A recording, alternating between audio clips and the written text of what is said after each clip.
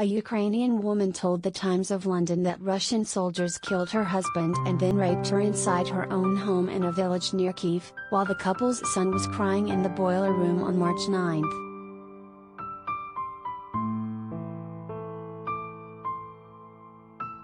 That evening, Natalya, the pseudonym she used in the interview published Monday, said her husband went out to check their front yard after hearing noise.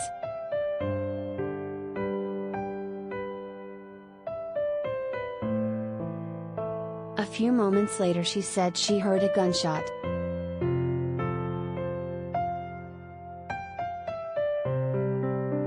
I cried out, "Where's my husband?" Then I looked outside and I saw him on the ground by the gate, she told the Times of London. This younger guy pulled gun to my head and said, "I shot your husband because he's a Nazi."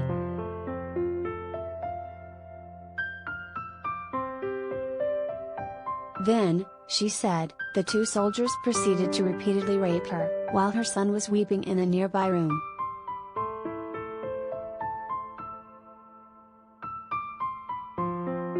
Natalya said she recognized one of the two men on social media.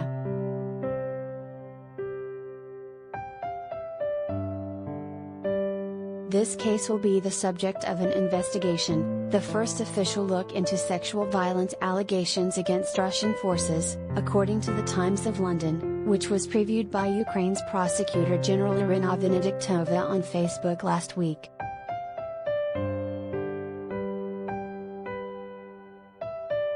Moscow is contesting the allegations in Venediktova's post.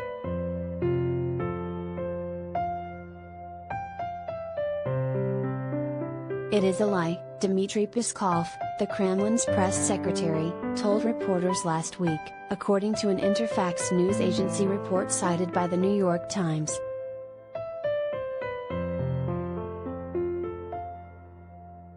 Natalya and her son Alexei, also a pseudonym, eventually made it to Ternopil, near Lviv in western Ukraine, where her husband's sister was staying.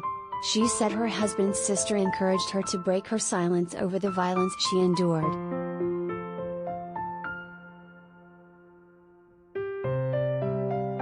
I could have been silent, but when we got to the police my husband's sister made me speak up and there was no going back, she said.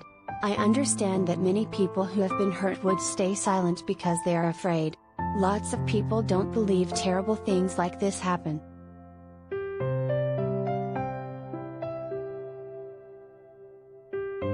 A United Nations resolution brought forward by the U.S. Secretary of State Condoleezza Rice in 2008 and adopted that year declared that rape and other forms of sexual violence can be considered war crimes.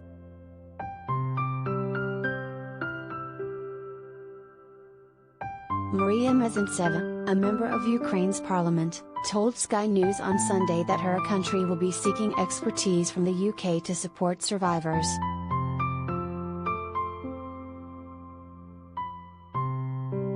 There are many more victims rather than just this one case which has been made public by the Prosecutor General, she said. And of course, we are expecting many more of them, which will be public once victims will be ready to talk about them.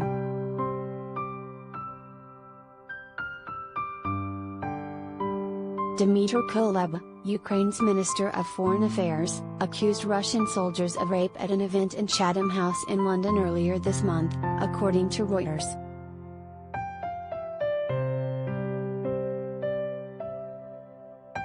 When bombs fall on your cities, when soldiers rape women in the occupied cities, and we have numerous cases of, unfortunately, when Russian soldiers rape women in Ukrainian cities, it's difficult, of course, to speak about the efficiency of international law, Kuleba said.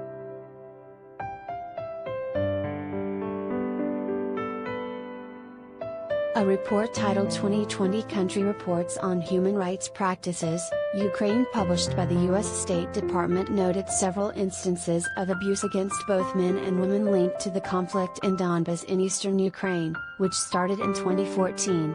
The report notes most of those instances took place when people were in detention, and none had been documented since 2017.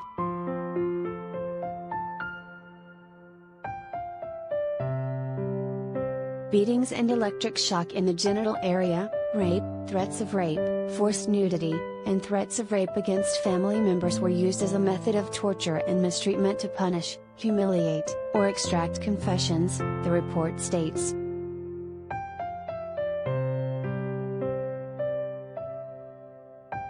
Need help?